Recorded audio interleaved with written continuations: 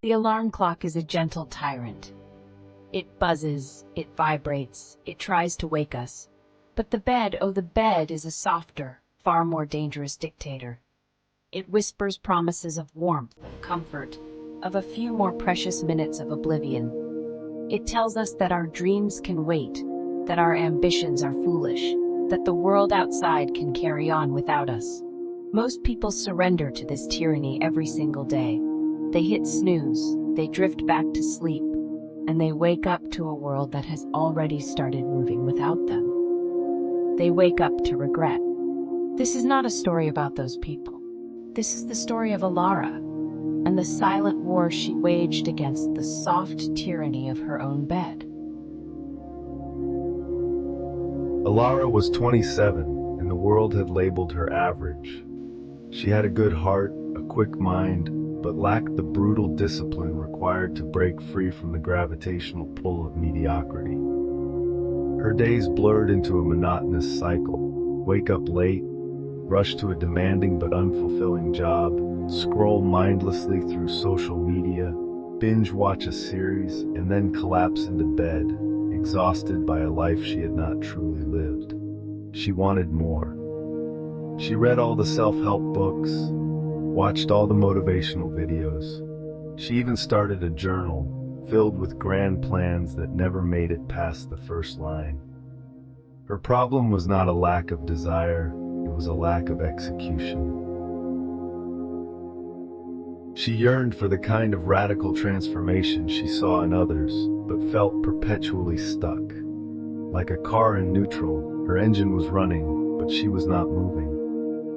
One evening, after yet another wasted day, she found herself staring at the ceiling, the silence of her apartment amplifying the crushing weight of her own inaction.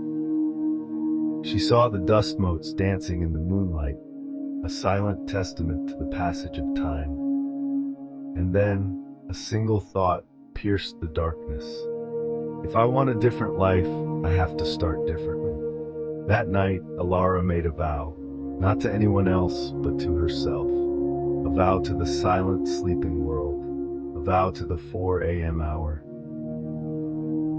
The first morning, the alarm shrieked its protest at 4 a.m. Elara's body screamed for more sleep.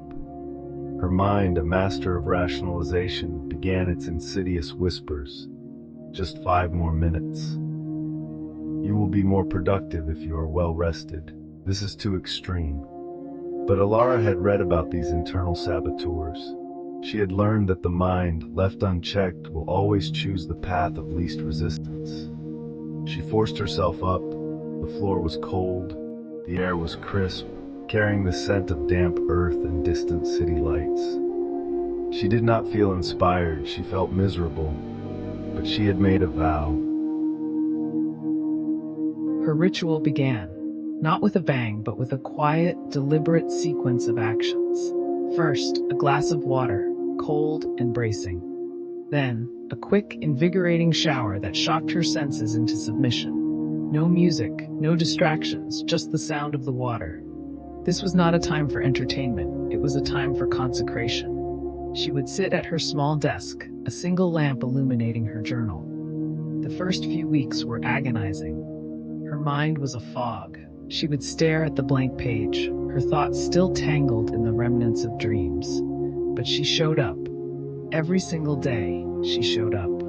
This was not about brilliance, it was about endurance. In those early hours, Elara did not attempt grand projects. She simply read. She consumed books on neuroscience, Stoic philosophy, and the biographies of titans who built empires before the sun rose. She learned about the plasticity of the brain, how consistent, small efforts could literally rewire her neural pathways.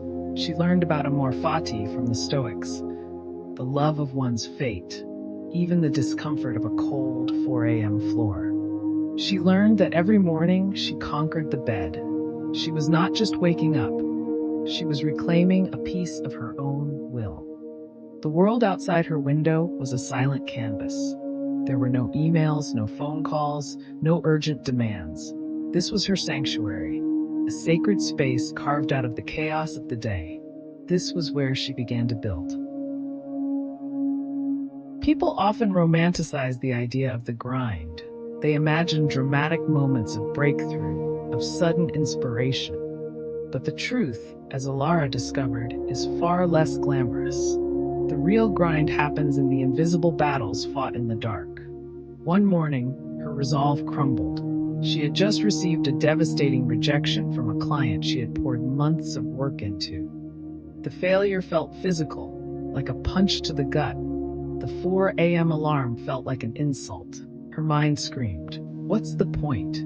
You're just going to fail anyway. Go back to sleep, forget all this." The bed, the soft tyrant, beckoned.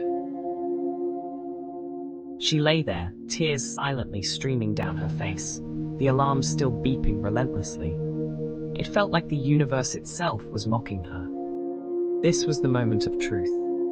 This was where the average Elara would have surrendered. But something had changed inside her. The months of showing up, even when she did not feel like it, had forged a new kind of strength. She slowly, painfully, dragged herself out of bed. She sat at her desk not to read, but simply to sit. To exist in the discomfort. To process the pain without succumbing to it.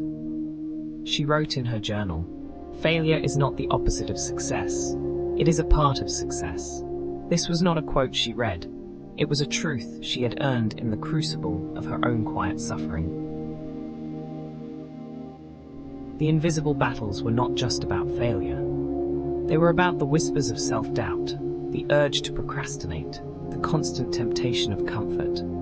Her friends would call, "Hey Elara, want to grab drinks tonight? It's been ages." She would politely decline, knowing that one late night could derail a week of 4 a.m. starts. They stopped calling as often. She learned that radical discipline often comes with the price of social isolation. But she also learned that isolation is a powerful incubator. When you remove the noise, you can finally hear your own thoughts. When you remove external validation, you are forced to find internal strength. In the stillness, Elara began to discover her true voice. The focus of Elara's 4 a.m. work shifted. From reading, she moved to creating. She started learning new design software, a skill she had always put off. She practiced writing, honing her ability to articulate complex ideas with clarity. She was not building a startup like Alex, but she was building something far more fundamental, herself. Her colleagues at work started noticing a subtle change. Elara was sharper, more focused. She volunteered for projects she would have shied away from before. She solved problems with an efficiency that surprised everyone. Her boss called her into his office one day. "Elara," he said, "something's different about you. You seem more grounded, more capable." Elara just smiled. She did not explain her 4 a.m. ritual. She did not need to. The work spoke for itself. The 4 a.m. hour became her secret weapon. It gave her a 3-hour head start on the world every single day. While others were still dreaming, she was learning. While others were still groggy, she was planning. This consistent, invisible work accumulated, like drops of water slowly filling a bucket. Soon the bucket overflowed. An opportunity arose at her company, a new, high-level project requiring a unique blend of design, analytical thinking, and leadership. Everyone else applied, listing their achievements, talking about their potential.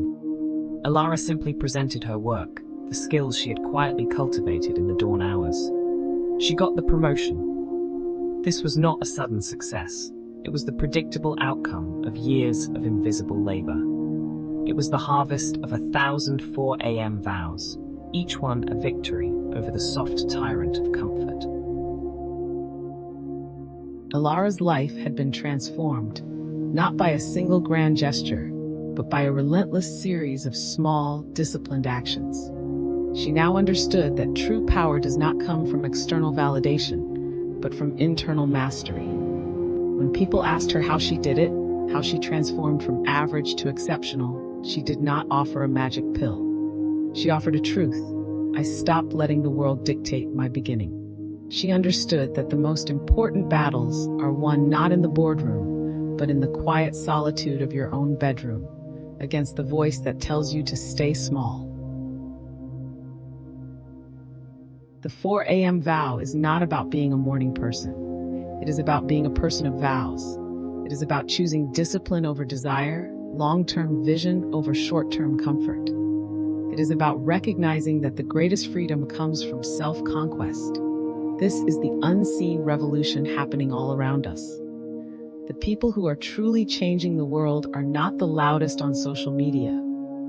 They are the ones who are consistently showing up for their dreams when no one is watching. They are the architects of their own fortune, building brick by brick in the sacred hours before the sun demands their attention. So what is your 4 a.m. vow? What whisper of ambition are you allowing the soft tyranny of your bed to silence?